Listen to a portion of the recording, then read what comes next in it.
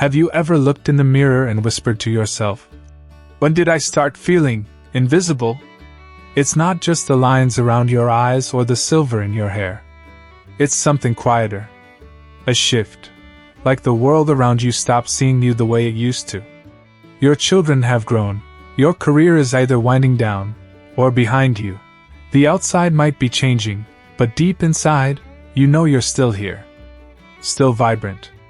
Still full of passion, laughter, wisdom, and strength. So why does it sometimes feel like no one sees that anymore? If any of that rings true, pour yourself a warm cup of tea and stay a while. Because I'm 72, and I've felt every bit of that too.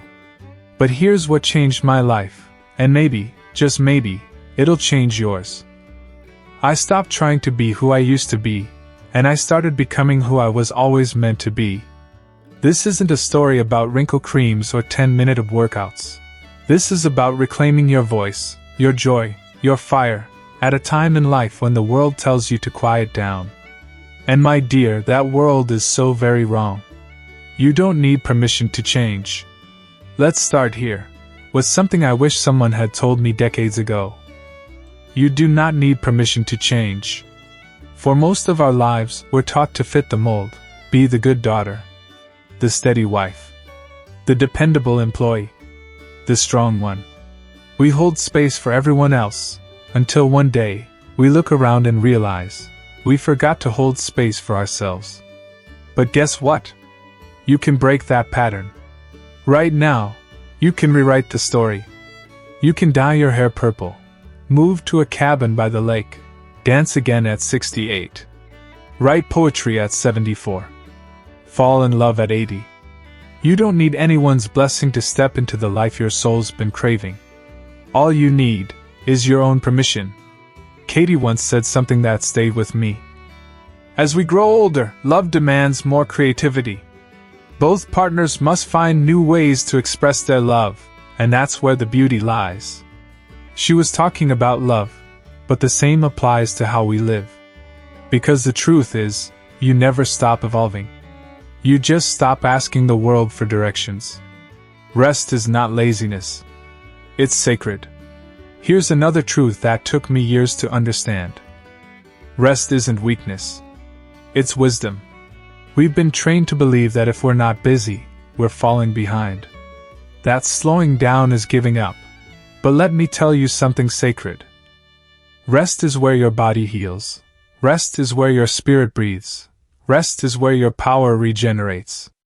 I stopped treating rest like a reward and started treating it like a ritual. A slow bath with candles, 10 minutes in the sun without a phone in sight. A soft morning where I sip coffee and stare out the window like it's the first time I've ever seen trees. You don't have to earn that kind of stillness.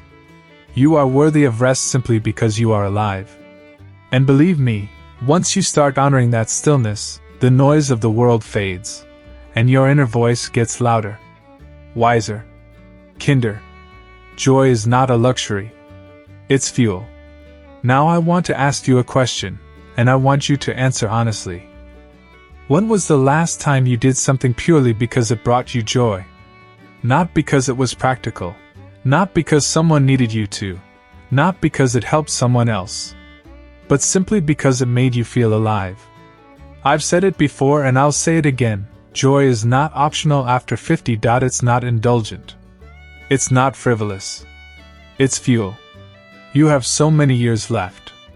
Why not fill them with the things that light you up? Claire shared something so real. Sometimes I feel like a background character in his life instead of the leading lady. That shouldn't be the case in love. She's right. Not in love. Not in life. And especially not in your story. This is your season to reclaim the spotlight, not for the world's applause, but for your own soul's delight. Sing out loud in your kitchen. Plant herbs in a windowsill. Wear that bold lipstick even if you're the only one who sees it. Every tiny joy is an act of rebellion against invisibility. And joy, when honored, becomes momentum. You are not behind, you are right on time.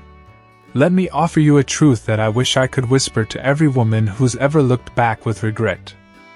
You are not behind. Not because you never finished that degree. Not because you didn't get married. Not because you got divorced. Or because your grandkids don't visit every Sunday like in the movies. There's no checklist that says where you're supposed to be at 60, 70, or 80. There's only your journey. And it's unfolding at exactly the right pace. I spent too many years comparing myself to others. All it did was drain my joy and delay my healing, until one day I looked in the mirror and said, I'm done chasing someone else's timeline. I'm choosing mine. And that changed everything. Rick once said something so simple, but so full of grace. I was married for 36 years, and it never got old. In fact, it only got better with time. The first and last moments were the hardest, but everything in between was pure magic. He didn't say it was perfect. He said it was worth it. And that's what this season of life can be: imperfect, unexpected, and still full of meaning. Protect your energy like it's your life savings. Now, let's talk about something that becomes more important with every passing year. Your energy. After 50, your energy is no longer something to throw around carelessly. It's a sacred currency. A limited resource. And you've earned the right to protect it. You don't bounce back from toxic people the way you used to. And guess what? You don't have to. You've done your time being the peacekeeper, the fixer, the one who smooths things over. Now it's your time to choose. Peace over obligation. Boundaries over guilt. Quiet over chaos. If a person, place, or pattern is draining you every time, you don't need permission to step back. You just need to trust that your well-being matters. Elizabeth put it beautifully when she said, there really should be relationship classes for men and women, led by wise voices like this grandma. Thank you for sharing such eye-opening wisdom. And she's right. Wisdom isn't just knowing when to stay, it's knowing when to say, this no longer feeds me, and that's okay. Loneliness and solitude are not the same. There's another tender truth I want to share. Feeling lonely doesn't mean you're broken. And being alone? That can be one of the most healing things in the world, when you choose it on purpose. After my husband passed, the silence in the house was almost unbearable. I used to turn on the TV just to hear another voice. But slowly, I started to make peace with the stillness. I began going outside in the morning with a cup of tea, just me and the wind. I wrote in a journal. I listened to the trees. I let myself be. And something beautiful happened. The loneliness started turning into solitude. Solitude is where you begin to meet yourself again, not as a mother or a wife or a worker, but as the woman you've always been underneath it all. That's when things begin to bloom again, from the inside out. Claire once said, sometimes I feel like a background character in his life instead of the leading lady. I want you to know, you are never just a background character, not in your own life. You are the author. You are the main character. You are the one holding the pen. And you get to choose what happens next. The power of small, sacred joys. Sometimes, the biggest transformation doesn't come from doing more. It comes from letting go. Letting go of who you thought you had to be. Letting go of the timeline that never really fit you. Letting go of the noise that tells you your best days are behind you. And in that space, you start to remember what lights you up. Patricia reminded us of this when she said, spending quality time doesn't have to be complicated. Just take me out for a nice dinner now and then. That's not asking too much, is it? No, Patricia. It's not too much. Whether it's dinner, dancing, a walk at sunset, or reading a book in peace, it matters. Because you matter. Let's pause here. Breathe in everything you've just heard. Let it settle into your bones like a warm blanket on a cool morning. Beautiful. We've arrived at the final chapter. Let's take a deep breath together. You've heard a lot in this conversation, not from an expert, not from a self-help guru, but from a woman who's lived a full, complicated, beautiful life, and still wakes up every day becoming more of who she's meant to be. If there's one thing I hope you carry from this, it's this. It's never too late to become who you were always meant to be. I don't care how many birthdays you've had. I don't care if your knees ache, or your memory slips. I don't care if you've lost time, made mistakes, or feel like you missed your chance. As long as you are breathing, you are still becoming.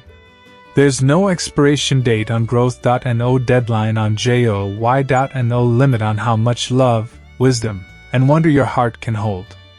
You are not a shell of who you were, you are the fullness of who you've become. So many women over 50 feel like they've passed their prime. But I want you to hear me, and hear me clearly. You are not fading. You are ripening. Everything you've lived through, every heartbreak, every joy, every quiet moment of resilience, it's all part of your masterpiece. You are not just someone's mother. You are not just someone's partner. You are not just a role to be filled. You are a soul. A spark. A story still being written. And guess what? You get to decide how the next chapters unfold. This is the season to rise.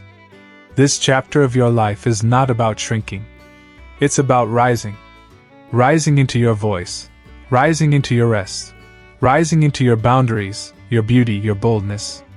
It's about laughing too loud, saying no without guilt, and yes without hesitation. It's about silver hair and red lipstick. Soft evenings and loud music. Quiet mornings and wild dreams. You've earned every second of this freedom, and now, it's time to live it. As one viewer, Elizabeth, put it, there really should be relationship classes for men and women, led by wise voices like this grandma. You don't need a class. You've lived it. You've earned your wisdom. Now it's time to share it, and to trust it. What would your life look like if you started trusting yourself more than you doubt yourself? Let that question linger.